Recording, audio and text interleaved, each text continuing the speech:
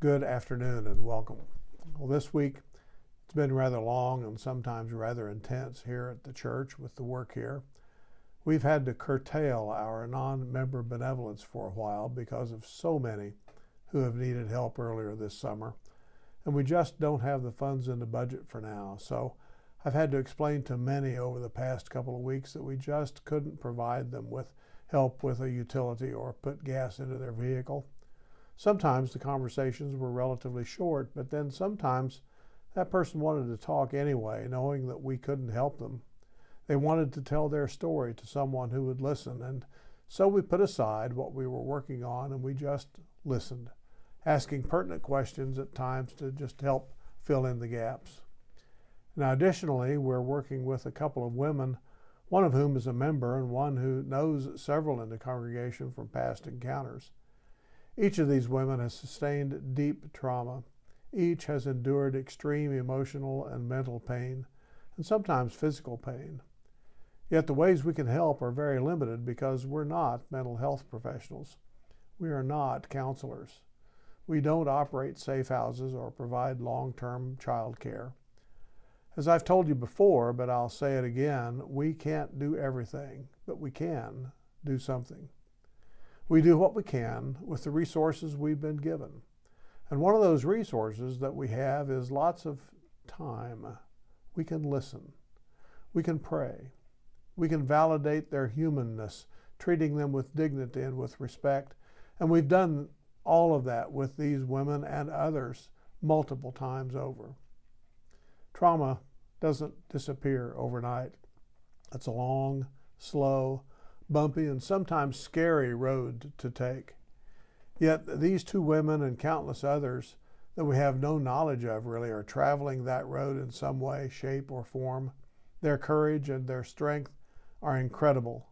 We're just here to do what we can to keep them on the road and to try to encourage them to move on ahead.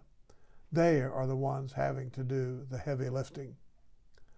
Some can do it better than others.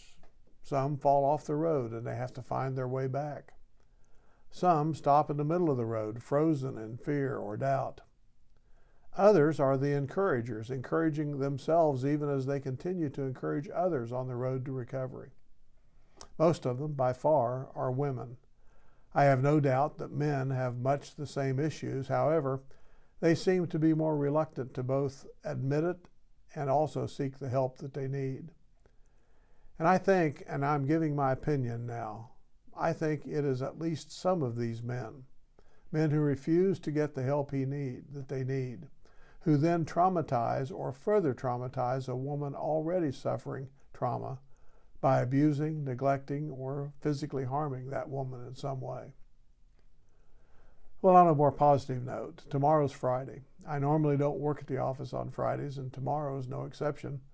I plan to go to central Kansas with son Michael, grandson Sterling, to see the big boy Union Pacific steam engine as it makes its way across Kansas. It's going to stop in Wilson, or it's supposed to anyway, for about 30 minutes, giving us and everyone else who shows up there the opportunity to get a close-up view of that behemoth. Steam engines are notoriously inefficient and consume lots of fuel, water, and man-hours of maintenance and care. It's easy to see why diesel engines replaced the steam engines back in the 1940s and 50s. However, there's a certain nostalgia and wonder when it comes to those machines.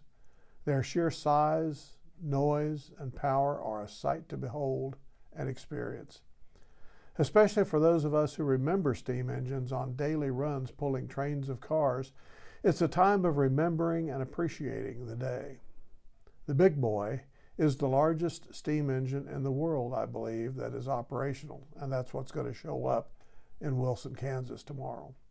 Union Pacific is passionate about its steam program and has another operational engine, the number 844, the Living Legend.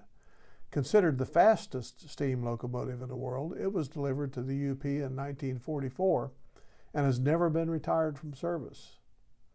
The railroad sends these engines along with a car makeup regularly along its lines as roving ambassadors for the railroad. It seems to be quite a success as there is a lot of time, energy, and money devoted to these trips. So we'll be doing that tomorrow, the Lord willing. I know it's forecast to be hot, but with the big boy around, it'll be even hotter up close to the engine. And it should be a good day. Well, thank you for staying with me these years as I continue this video thought on most Thursdays. I know I may sound like a broken record sometimes, but that's because I talk about life and living from my perspective, from my worldview. Everyone has a different way to see things, and I'm just giving you mine. I respect yours, but I have my own just as you do. That's what makes the world an interesting to say the least, place. Thanks again for listening. Blessings.